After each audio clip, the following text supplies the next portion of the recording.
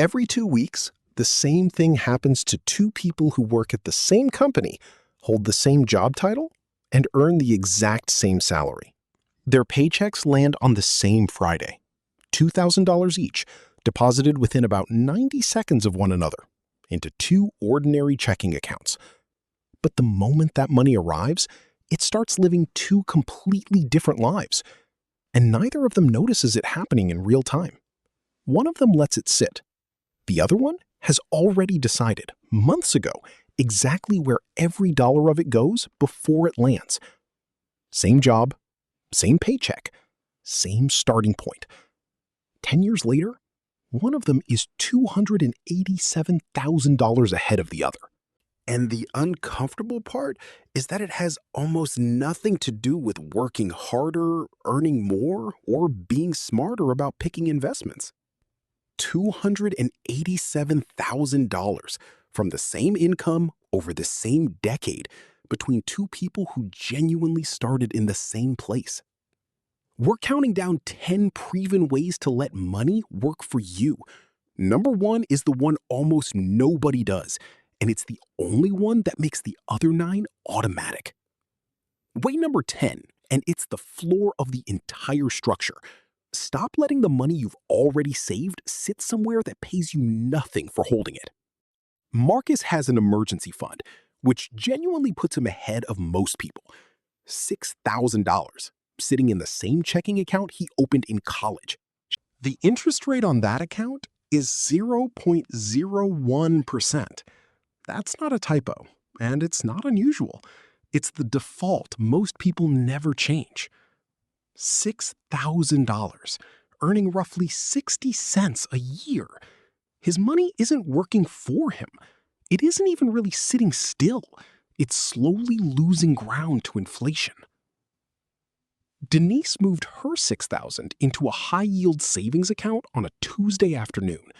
The whole process took about 11 minutes, including finding her account number. 4% instead of 0.01. Same money, same instant access, same federal insurance, same everything. Except now it's actually being paid to exist. That's roughly $240 in the first year for making one decision one time and then never thinking about it again.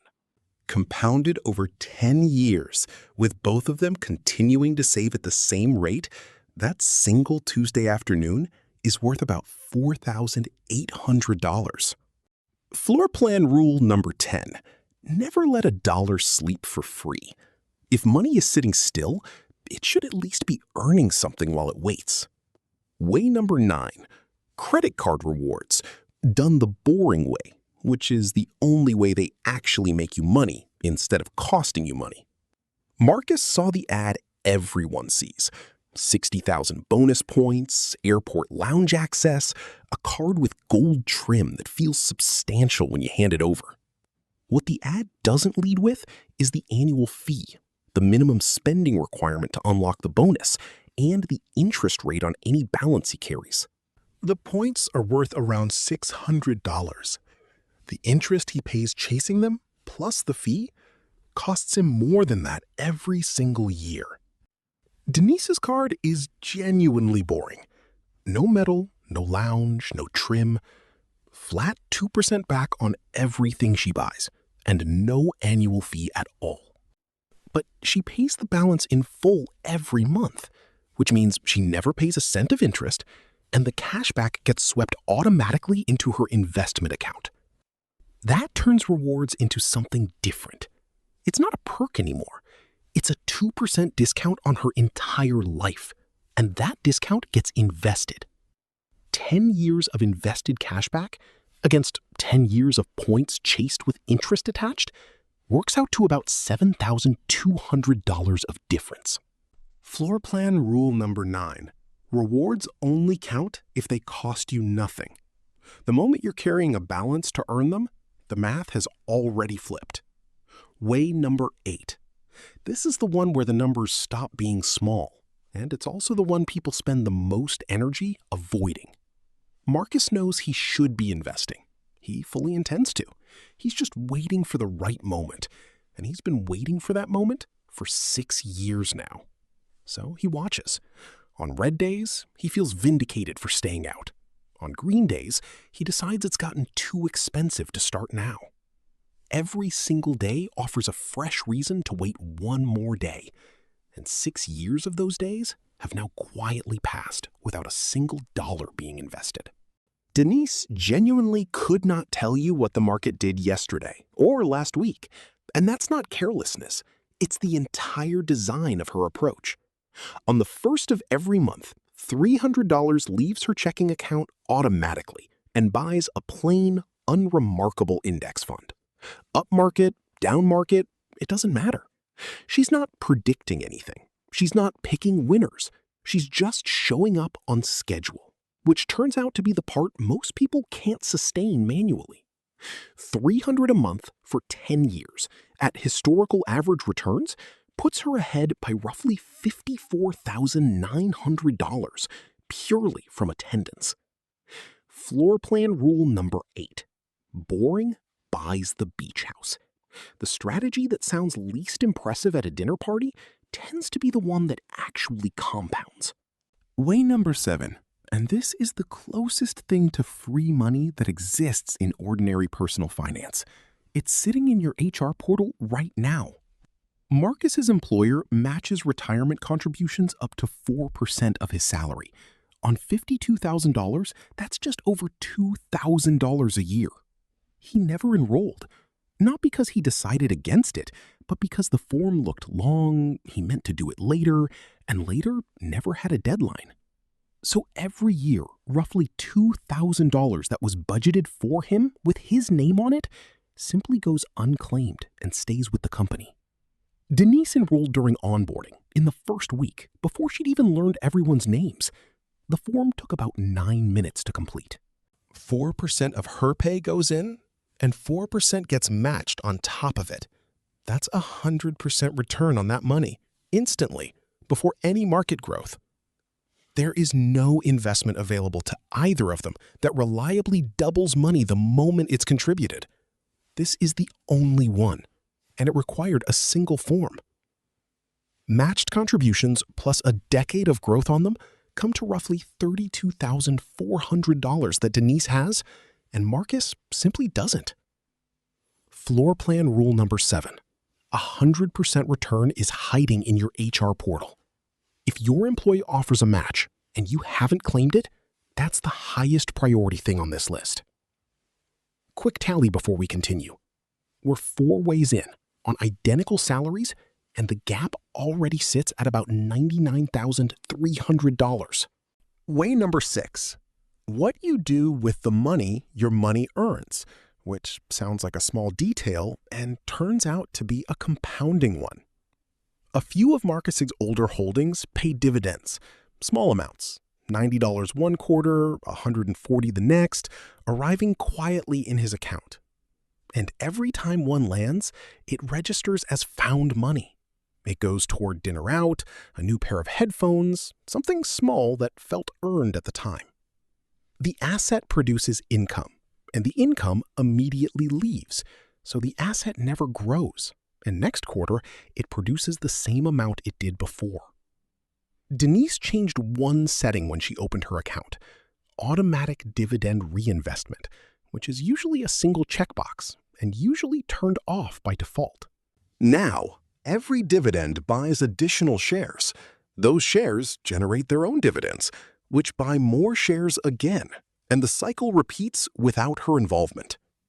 Her money isn't just working anymore, it's hiring. Each dollar of income recruits the next one, and the base it's all growing from gets slightly larger every quarter. 10 years of reinvested dividends against 10 years of spent ones comes out to about $14,100 from one checkbox. Floorplan rule number 6. Let your paychecks buy their own coworkers. Income that gets reinvested stops being income and becomes an asset. Way number 5. The leak almost nobody accounts for because it happens once a year and doesn't feel connected to your investing at all. Marcus's investments sit in a regular taxable brokerage account. Every gain he realizes and every dividend he receives gets taxed in the year it happens. That's not a mistake or a penalty. It's just the default treatment, and the drag it creates is small enough each year to feel irrelevant. But it compounds in reverse. Money taken out for taxes isn't just gone. It's also not there to grow for the next 20 or 30 years. Denise holds the same kinds of investments, but inside accounts specifically designed to shelter them, a Roth IRA and her workplace retirement plan.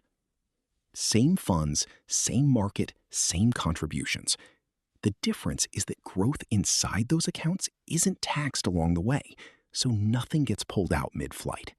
She's not avoiding anything or using a loophole. These accounts exist because policy deliberately created them, and using them is the intended behavior. The difference in tax drag over the decade works out to roughly $8,650, purely from where the money was held. Floorplan rule number 5. It's not what you make, it's what you keep.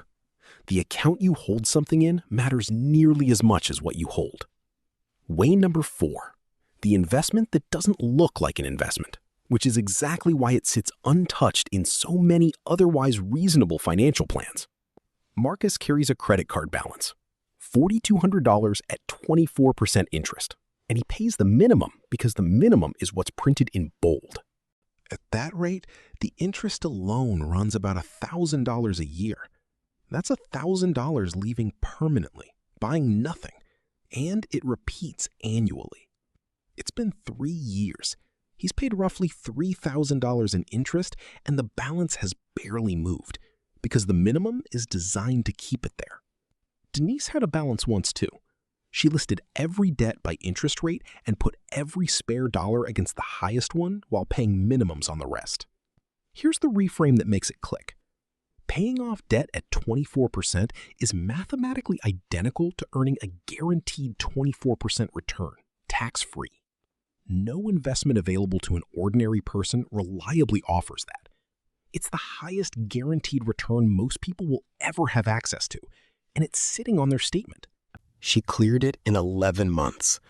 The interest she never paid, redirected into investments afterwards, comes to about $12,300 over the decade. Floorplan rule number 4. Killing 24% debt is a 24% investment. Before you chase returns anywhere else, look at what you're already paying. Way number 3, and this is the one that surprises people because it doesn't involve a brokerage account, a bank, or a market at all. This year, both of them had roughly $1,200 spare dollars.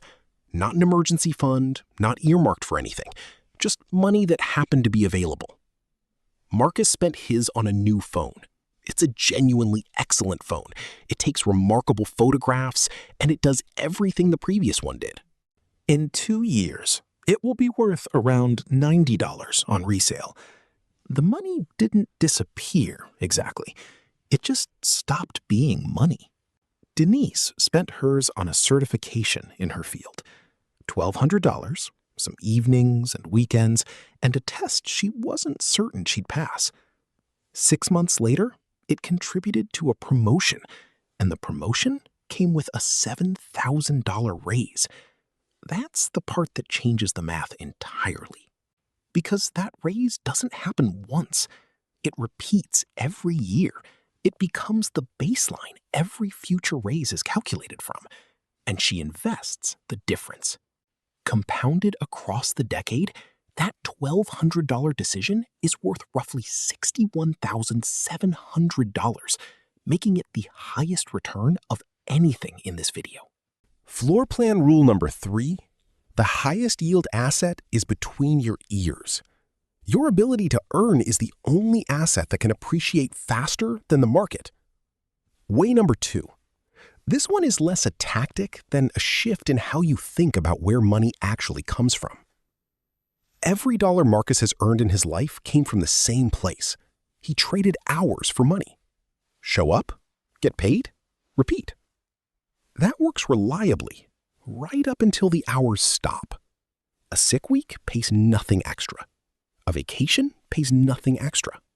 The engine only runs while he's inside it. He doesn't own something that produces income. He is the thing that produces income, which means his earning capacity has a hard ceiling and no continuity. Denise built one small thing she actually owns, a set of digital templates for people in her industry, put together over about 6 weekends. It isn't a business, and it isn't a fortune. It brings in a few $100s in a good month and considerably less in a slow one. But it sells while she's cooking dinner and while she's asleep and on days she doesn't think about it at all. It's the first money she's earned that costs her no hours. A modest-owned asset, growing slowly and reinvested, adds roughly $41,000 across the decade, on top of everything her wages already do. Floorplan rule number 2. Wages stop when you stop, and ownership doesn't. You don't need to quit your job. You need one thing that isn't your job. Way number 1, and this is where the twist from the beginning of the video comes back because it explains everything that came before it. Marcus knew all 9 of these, every single one. He could explain the employer match, index funds, and the avalanche method to you clearly at a party, and he has. So the gap isn't a knowledge gap. He wasn't missing information. He had all of it, understood all of it, and still finished the decade nearly $300,000 behind. The reason is that every one of those 9 things required him to make a good decision in the right moment every month for 10 consecutive years. And willpower is a genuinely terrible employee. It performs well in January, arrives late by March, and quits entirely during any month that's stressful or expensive. Denise made each of those 9 decisions exactly once, and then automated it. The transfer, the contribution, the reinvestment, the extra payment. Set once, then left alone. That's the whole floor plan. 9 good decisions wired together into one system that runs whether she's motivated that month or not, because motivation was never part of the design. Floor plan rule number 1, and it's the line worth keeping. You don't rise to the level of your goals. You fall to the level of your systems. So let's put all 10 together and look at what actually separated 2 people who started with identical paychecks and identical opportunities.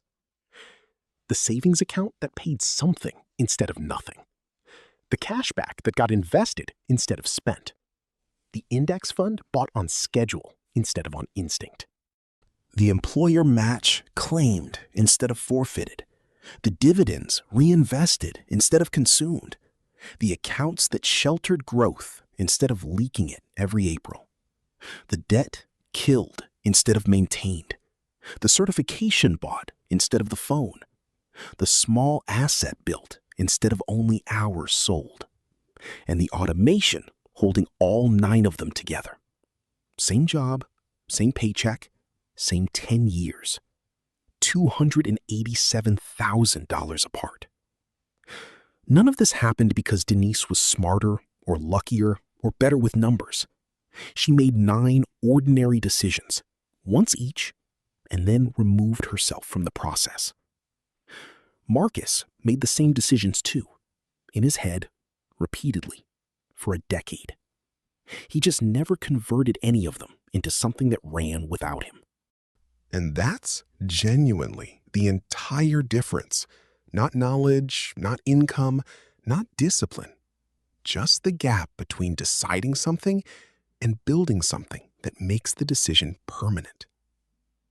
Which also means Marcus is one afternoon away from starting to close it, and so is anyone watching who recognized themselves somewhere in this video.